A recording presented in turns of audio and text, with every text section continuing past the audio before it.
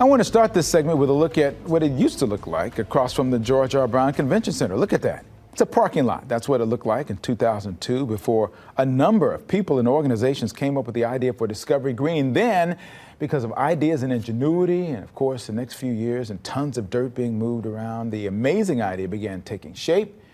And you fast forward to April of 2008 and beyond as Discovery Green then opened and it became a magnet for what have now been, I dare say, millions of people who made the park a stopping point here in Houston. Since 2010, Barry Mandel has been president of Discovery Green, but not so as July 1st. He's the former president now. Catherine Lott has taken over as president. Great to have you both here to talk about what's next. It's great to be here. Why did you decide to step down? You know, it had been... and the fact that you're both here means it was not a coup. No, it was not a coup. It was not a coup. And Catherine and I have known each other for over 20 years. Yeah. She was part of a leadership training program that I had at the theater district when I was the director there. Yeah. So, as I say often, to be able to turn over something you love to someone you love has been one of the great joys of my life. Now, and what do you look back on as being some of the things that were highlights of what's happened? Because there's so much has happened at Discovery Green in a relatively short period of time. Yeah, I think it is the juxtaposition of what happens in that small 12 acres. One is the enormous impact it's had on the economy and the structures around it.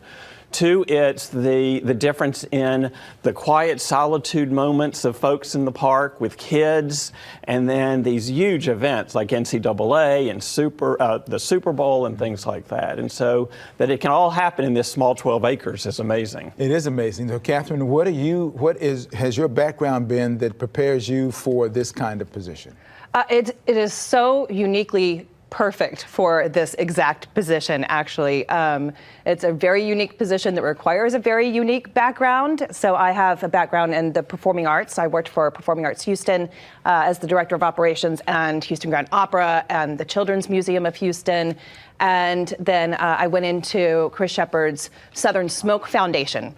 So it's also a very unique point of view in the sense of storytelling to really get a whole overview of our city. And so I'm really excited about implementing all of those things. And now you've been able to see in what's been happening at Discovery Green all this time. Now, what do you do now as you come in? What are some of the first things you'll do as the president as you take over? Well, one, I really do want to continue the legacy that Barry has already established. The park is so successful in and of itself.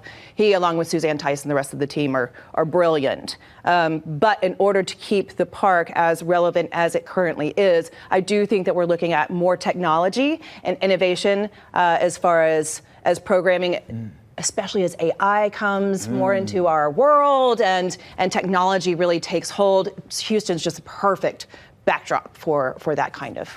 I have some video of when I think of Discovery Green and how it has just been a chameleon-like as a park. And you talk about some of the things that you can see as you talk about music, all that kind of stuff. And then you see what has been a stage, you see where kids can run through water, and you see what was a lake that then becomes a skating rink, both for ice and for not ice, and for the Final Four, all those kinds of things going on. To always be the center of attention that kind of way. What has been the joy that you've been able to do? And talk about some of the hard work that's gone behind trying to make sure that this park can be there for the people who want it. You kind of have to be the place that people want to go to, right? Well, and I have to credit this station and the folks here for a big chunk of that. Really? And that y'all were one of the first that established a remote standard camera off-site. And you were able to literally watch the park being built at each one of the different weathercasts over the course of the 3 years that the park was under construction. And I think in that, the community started to feel ownership, and that's never left.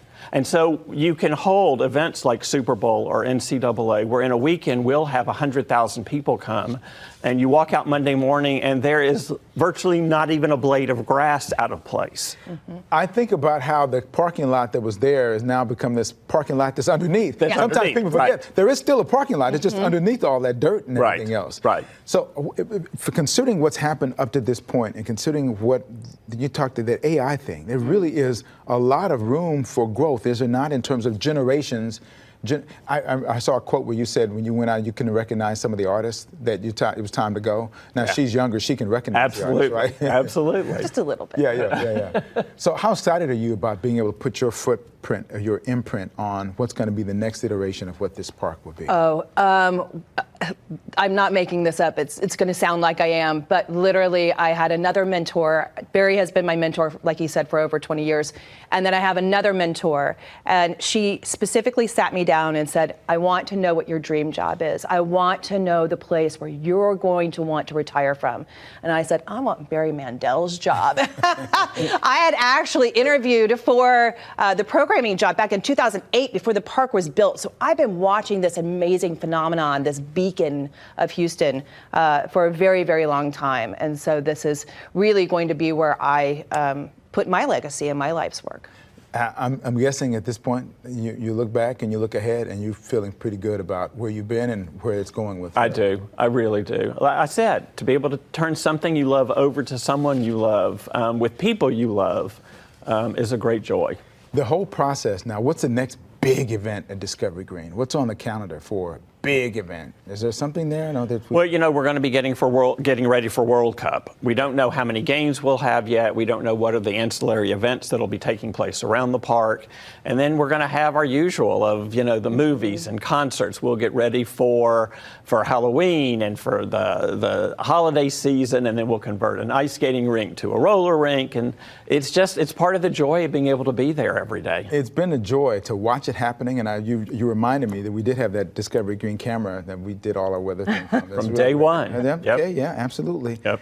Barry Mandel, former president. Good to see you. Thank you. Catherine, congratulations. Thank you Good so luck much. as you move This forward. is day 3, so. Well, we try to get on the ground I floor. love it. Thank you so much for having me. I really You're appreciate welcome. it. Thank you. Good luck in the future for both of you. Thank you. Thank you. Get you a rocking chair. Not like it, right?